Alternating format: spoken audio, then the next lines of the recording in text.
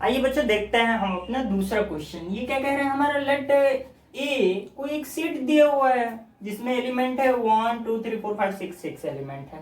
Insert the appropriate symbol, इसे बोलते हैं बिलोंग्स टू, इसे बोलते हैं doesn't belongs to in the blank space, यानी कि ब्लैंक स्पेस में ऐसे खाली जगहों पर हमें भरना है या तो ये सिंबल या तो ये सिंबल। अप्रोप्रिएट मतलब उपयुक्त, जो भी उचित सिंबल है वो चीज हमें भरना है।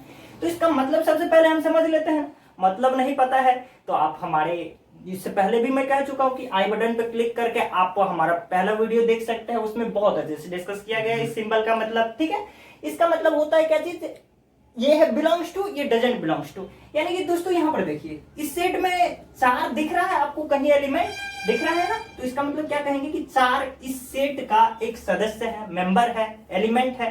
तो हम क्या लिखते हैं, इस तरीके से कुछ लिखते हैं, 4 बिलोंग्स टू सेट ए, यानी कि 4 सेट ए में है। मैं कहूंगा 10 है इस सेट में, 10 है इस सेट ए में, तो नहीं है, तो हम क्या लिखते हैं उसके जगह पर डजंट बिलोंग्स टू। कोई दिक्कत तो नहीं समझने में। इसी तरीके से अब मुझे ज्यादा तकलीफ नहीं होगी आपको समझाने में और ना ही आपको तकलीफ होगी समझने में। 5 है इस सेट में, हाँ है, तो हम क्या लिखेंगे 5 बिलोंग्स टू सेट ए, यानी कि सेट ए में 5 है। 8 है, 8 नहीं है, तो ये वाला सिंबल दे देंगे डजंट बिलोंग्स टू। 0 नहीं है भाई साहब, तो ये वाला चीज डजंट बिलोंग्स टू। 4 है तो बिल्कुल है, तो बिलोंग्स टू। 2 है, हाँ जी बिल्कुल दिख रहा है। 10 है, अरे 10 वहां से कहां से आ गई, ये तो है ही नहीं, तो डजंट बिलोंग्स टू। बढ़ते हैं तीसरा क्वेश्चन की ओर बच्चों। क्या दिया हुआ है, write the following sets in the roster form.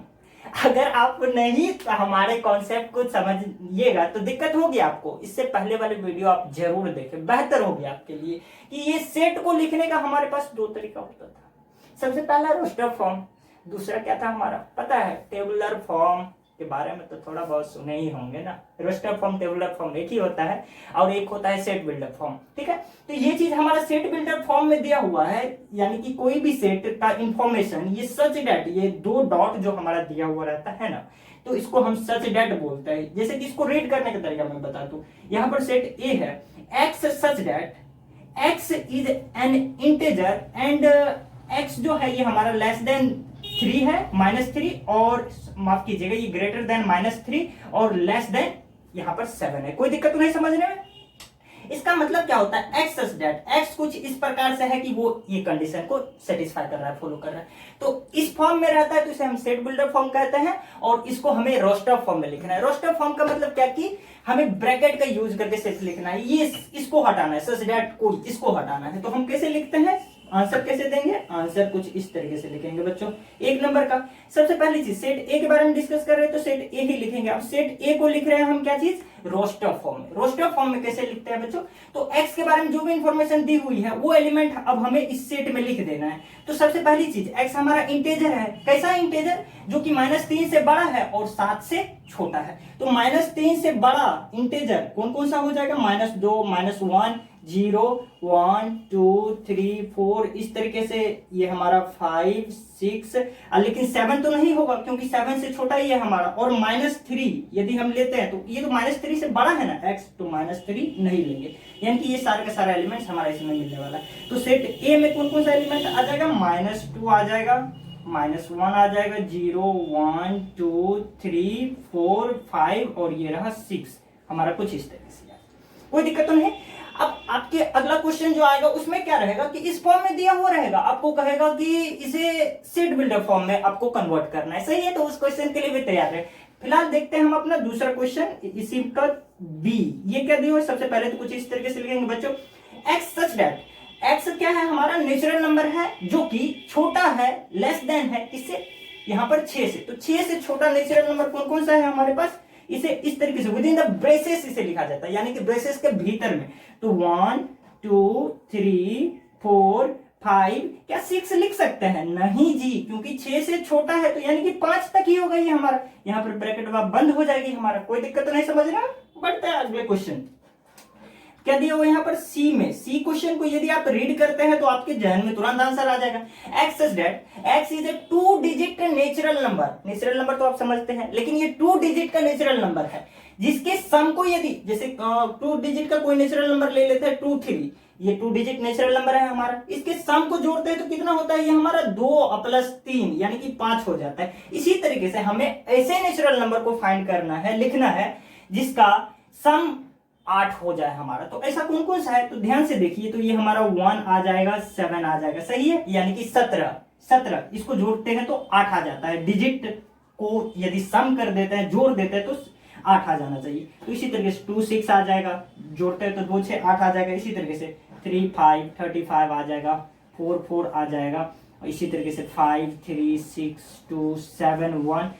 यहाँ पर क्या 8 0 आएगा, बिल्कुल आएगा, 2 डिजिट नेचुरल नंबर है हमारा, और जोड़ते हैं सम उसके डिजिट को तो वो हमारा 8 आ रहा है। लेकिन क्या 0 8 आएगा हमारा, ये तो 2 डिजिट यहाँ नजर आ रहा है, लेकिन यहाँ पर देखिए, और इसका सम भी हमारा 8 है, लेकिन इसे तो 1 डिजिट ही कंसीडर किया जाएगा ना, यानी कि इससे पहले यदि 0 रहता है तो हम तो 1 डिजिट ही यहाँ पर कंसीडर करेंगे, तो ये हमारा नहीं होगा।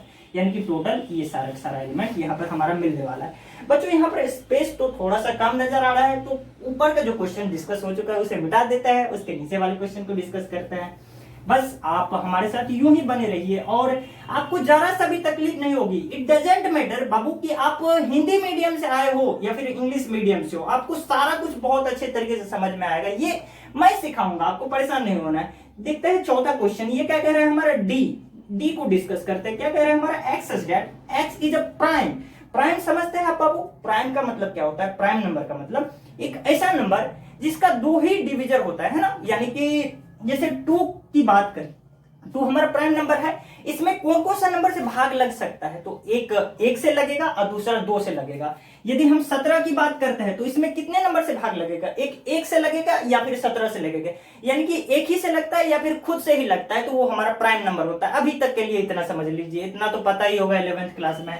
तो इसी तरीके से हमें ऐसे प्राइम नंबर का कलेक्शन यहां पर लिखना है जो कि 60 को भाग दे देता है, 60 का डिवीजर है ना, 60 को पूरा पूरा काट देता है।